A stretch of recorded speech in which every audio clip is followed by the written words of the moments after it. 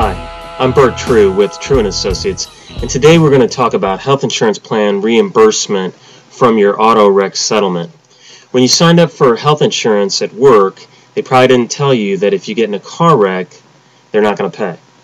Or at least, if they do pay, they're going to require you to pay them back. This is a concept called subrogation, when one insurance company tries to recoup expenses for a claim it paid from another insurance company that is responsible for paying a portion of the claim.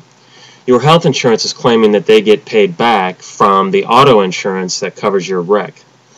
Well, the good news is, a long time ago, the state legislature came to your protection, came to your rescue here.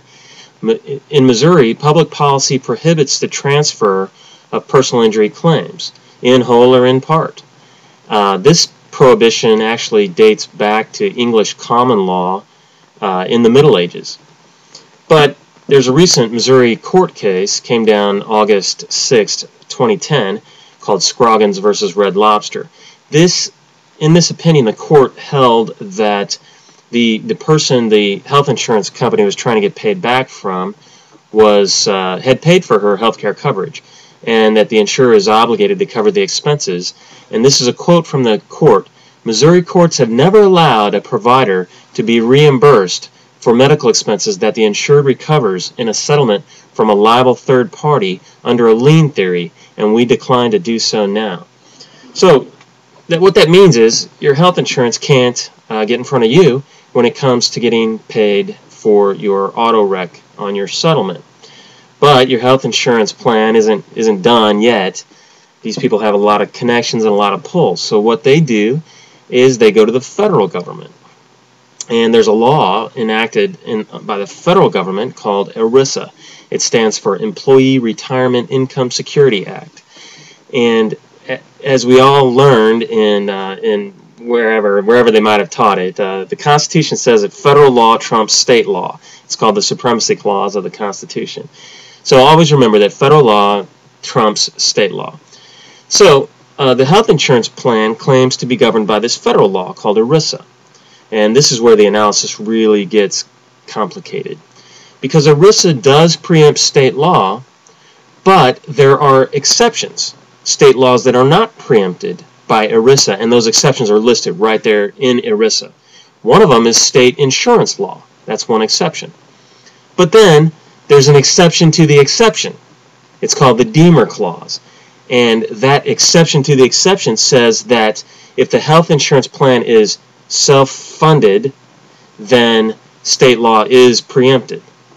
So your health insurance plan claims, of course, that it's self-funded. What does that mean? If the employer provides health insurance to its employees with its own funds, that's self-funded. There can't be any insurance component to the health insurance plan.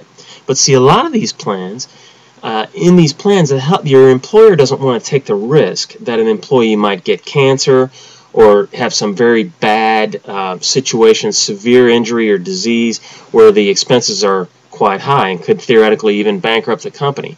So they'll purchase what's called stop-loss insurance. And it's an insurance policy that kicks in when the medical bills get to a certain amount. Okay? Is that plan self-funded? There's a difference of opinion here. I, of course, would argue no, because I represent the little guy. And your health insurance plan debt collector will argue that, yes, the plan is self-funded. Now, courts have gone both ways on this issue, and here's where a good lawyer can add value. Rather than risk a bad precedent, your health insurance plan would prefer to just go ahead and settle with those people who have good lawyers, who know the law, so that they don't get a court case on the books that says they can't collect at all, which would prevent them from collecting from anyone, even those who don't hire a lawyer or those who have a lawyer who doesn't understand ERISA subrogation law. So what they'll do is they'll settle with these few clients and continue to keep collecting the free money from those that don't hire a lawyer. So in some cases, I have reduced the amount that has to be paid back to the health insurance plan to 10% of the medical bills that were paid. And that's just because I'm able to negotiate those settlements because the health insurance plan does not want to have a court case come down and be put on the books that says you can't collect it all. Now, there's one more thing to always remember. Wrongful death claims are not subject to health insurance plan liens for medical expenses. So don't let somebody claim that they get repaid out of a wrongful death claim if you have a family member killed in a car wreck. Next week, we're going to discuss the question, can I recover from my own auto insurance? I'm Burt True with True & Associates. If you have a suggestion for a topic, please post it in the comments below, and you can subscribe to my blog by email. Just click the link below that says subscribe by email. You can also follow this blog using Google Friend Connect. This will keep you updated with new posts to the blog. If you're watching on YouTube, you can subscribe to my YouTube channel to get notification of new videos. And you can click the links to this video, on this video, to view my law firm's television commercial or other interesting videos on personal injury and wrongful death topics.